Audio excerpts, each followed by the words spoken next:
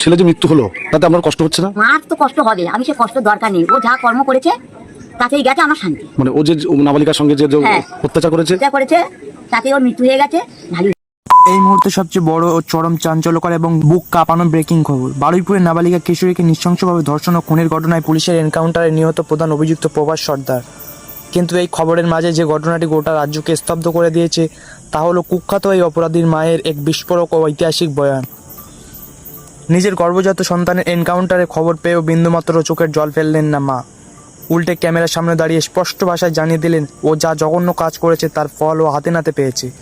ও একটা রাক্ষস, আমি ওর পাপিষ্ট মৃতদেহ ঘরে তুলতে চাই না।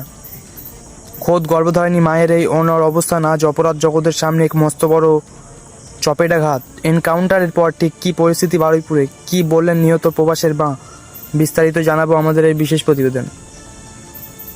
গত কয়েকদিন ধরে বারুইপুরে ক্লাস 6-এর ওই ছাত্রীর নৃশংস হত্যাকাণ্ড নিয়ে রাজ্য রাজনীতি যখন ফুটেছিল, তখন গত রাতে প্রবাসকে গ্রেপ্তারের পর ঘটনার পুনর্নির্মাণ নিয়ে বারুইপুর জেলা পুলিশ অভিযোগ পুলিশের অস্ত্র ছিনিয়ে পালিয়ে যাওয়ার চেষ্টা করার সময় আত্মরক্ষার্থে গুলি চালায় পুলিশ বাহিনী, যার জেরে ঘটনাস্থলে মৃত্যু হয় দর্শক প্রবাসের।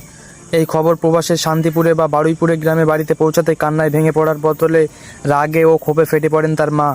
তিনি সাফ জানিয়ে দেন যে ছেলে একটি 12 বছরের নিষ্পাপ শিশুর জীবন কেড়ে নিতে পারে, সে সন্তান তার হতে পারে না। হাসপাতাল থেকে ছেলের মৃতদেহ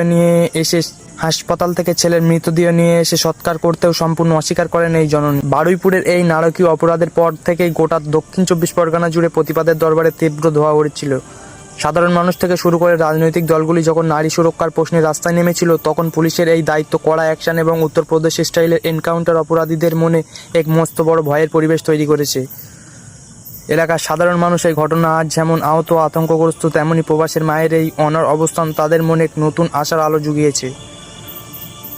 হোয়াইট হাউসের কঠোর বিচার ব্যবস্থার মতোই আমজনতা আজ বলছে, একজন মা যখন নিজের অপরাধী সন্তানকে এভাবে বর্জন করতে পারেন, তখন সমাজের বুক থেকে এই ধরনের পাপীদের বিনাশ সময়ের অপেক্ষা মাত্র।